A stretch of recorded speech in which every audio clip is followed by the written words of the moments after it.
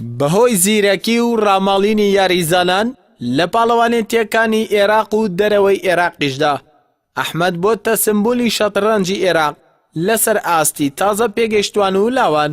ئەحمەد جەزا ئەو گەنجە تازە پێگەیشتووەی دنیای شەترەنجە لە کوردستان و عێراق، هەر ئەوەش وای کردووە کێکێتی شەترەنجی عێراق ناچار بکات بۆ پشتبەستن لە پاڵەوانێتیەکانی دەرەوەی عێراق لە ئاستی پێشکەوتوان پشت بەم یاریزانە لاوە ببەستێت. جێ دڵخۆشیە بڵین یاریزانانی کوردستان بە تایبەتی شاری سێمانی و یانی پێشمەرگە کە لە پێشەنگی هەموو یاریزانەکانی عێراقن لەم ساڵەیە. جێ دڵخۆشی کە ئیشە کە یەکێتی شەترەنجی عێراق چ پاڵەوانێتیەکی هەبێت لە دەروی وڵاتە یاریزانانی شاری سێمانی پێشمەرگە دەنێرێ بۆ بەشداری کردیان. وڵات بۆ داهاتوو دڵم بەوە خۆشە کە بڵین یەکەم کورد بە احتیمال بە تایتڵێکی بڵین مامۆستایەکی نێودەوڵەتی گەورە بەدەست بێنە، چونکە بە جددی مێشکێکی عەجیبی هەیە، خۆشی زۆر زیرەکە، خۆشمان هەمومان لێ ڕازین.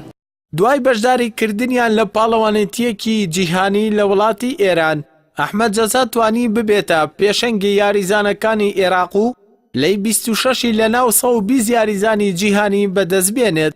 ئەمەش سەرەڕای ئەوەی هیچ ڕاهێنەرێکی نییە و یاریزانی ناوبراویش ڕای دەگەێنێت، نەبوونی ڕاهێنەر بە کاریگەر دەزانێت بۆ سەر پێشکەوتنی ئاستی. زۆر خۆشحاڵم کە بەشداری و پاڵەوانێتیم کرد کە لە دەروی عێراق بوو کە بەدەستی پاڵەوانێتیەکی ماستەری بوو کە چەندی داهای یاریزانی بەتوانە لە دەروی وڵات بەشداریان تیا کرد توانیم یەکەم یافتەکەی خۆمان بەدەست بێنم لە ناو عێراقیەکان. مثلا کە تۆ ڕاهێنەرێکت هەبێت جێ ئەو لێ خۆت ئەمریکایی و توانی با شتەکان تێگەێنێ بۆ پێشبردننی ئاستی باشترە. باڵێ ڕاستە پێشەی خۆشحاڵم کە ئەم پاڵەوانێتیە کرا لەبەری دوای دابڕانێکی زۆر بوو نەکرابوو بۆی قەیرانەوە. هەوڵی تاوی خۆم ئینشەڵڵا نەتیجەیەکی باش بەدەستێن کە چەندە یاریزانی بەتوانێت هەیە لێم تۆڵێنشە. وەڵامی بم بە منتەخەبی عێراق لە گەورەکان. لە لای خۆیەوە جێگری سەرۆکی یەکێتی شەترەنجی عێراق بۆ پێیان باز لە بەشداریکردنی هەڵبژاردەی لاوانی شەترەنجی عێراق دەکات لە پاڵەوانیەتی نێودەوڵەتی ئێران و یاریزانە لاوەکەی پێشمەرگەی سلێمانی. بەشداریمان کرد لە پاڵەوانێتیی ئێرانی نێودەوڵەتی کە ئەحمەد جەزا توانی 5 خاڵۆنی بەدەست بێنێت لە نوێیە بەپێی ڕیزبەندی یاریزانە عێراقیەکان توانی پلەی یەکەم بەدەست بێنێ. وەڵای ئێستا بەپێی تەمەنەکەی ئێمە زۆر ڕازین، چونکە بەجددی لەم قۆناغەیە کە یاریزانێت تەمەنی لە 14 ساڵ کەمتر بێت بچێتە ڕیزبەندی یاریزان باشەکانی عێراقا، ئەمە جێ دڵخۆشی هەموو لایەکە.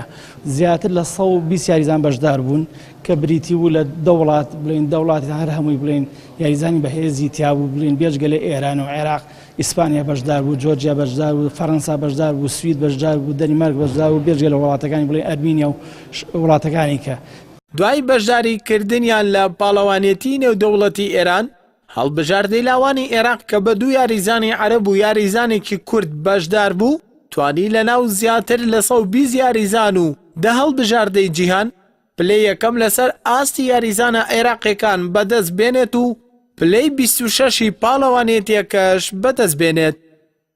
ئەردەڵا محەممەد، کەناڵی ئاسمانی پەیام، سلێمانی.